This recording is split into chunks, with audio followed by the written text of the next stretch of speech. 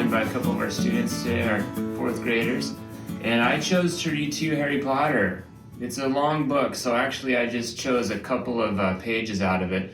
But what I hope that you'll learn from this is that even older kids like to be read to.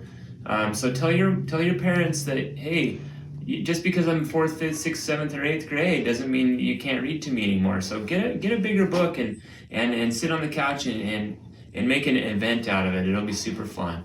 So let me read to this scene out of Harry Potter for you. The storm raged more and more ferociously as the night went on. Harry couldn't sleep. He shivered and turned over, trying to get comfortable, his stomach rumbling with hunger. Dudley's snores were drowned by the low rolls of thunder that started near midnight. The lighted dial of Dudley's watch, which was dangling over the edge of the sofa on his fat wrist, told Harry he'd be 11 in 10 minutes. He lay and watched his birthday tick nearer, wondering if the Dursleys would remember it all, wondering where the letter writer was now. 5 minutes to go. Harry heard something creak outside. He hoped the roof wasn't going to fall in, although he might be warmer if it did. 4 minutes to go. Maybe the house in Privet Drive would be so full of letters when they got back that he'd be able to steal one somehow. 3 minutes to go. Was that the sea slapping hard on the rock like that?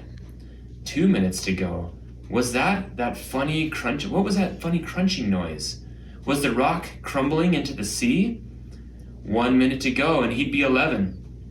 30 seconds. 20, 10, 9. Maybe he'd wake Dudley up just to annoy him. 3, 2, 1. Boom! It's in all caps. I had to say it like that. Did you guys know if something's in all caps, you have to yell it? No. Now you know. The whole shack shivered and Harry sat bolt upright staring at the door. Someone was outside knocking to come in. Boom! They knocked again. Dudley jerked awake. "Where's the cannon?" he said stupidly. There was a crash behind them, and Uncle Vernon came skidding into the room. He was holding a rifle in his hands. Now they knew what had been in the long, thin package he had brought with them. "Who's there?" he shouted. "I warn you, I'm armed." There was a pause, then smash! The door was hit with such force that it swung clean off its hinges and with a deafening crash landed flat on the floor. A giant of a man was standing in the doorway. His face was almost completely hidden by a long, shaggy mane of hair and a wild, tangled beard. But you could make out his eyes glinting like black beetles under all the hair. The giant squeezed his way into the hut, stooping so his head just brushed the ceiling. He bent down, picked up the door, and fitted it easily back into its frame. The noise of the storm outside dropped a little. He turned to look at all of them.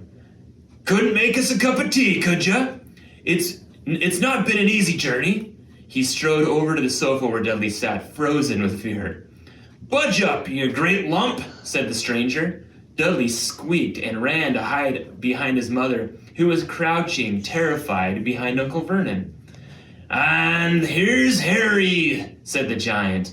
Harry looked up into the wild, shadowy face and saw that the beetle eyes were crinkled in a smile. "Last time I saw you, you was only a baby," said the giant. "You look a lot like your dad, but you've got your mom's eyes." Anyway, that is one of my favorite books. I hope that you guys will pick up a book like Harry Potter. Did you guys enjoy that? Both of our students here said they had never read Harry Potter, which I think is a shame. Because Harry Potter is an amazing book. Anyway, like I said, it's even fun to read with your older kids. They love it. My mom read Hobbit to me, and I loved it. I remember I was a teenager and looked forward to those moments. So please read with your kids. It is so important for their development and for their future. Thanks, everybody. Have a good night.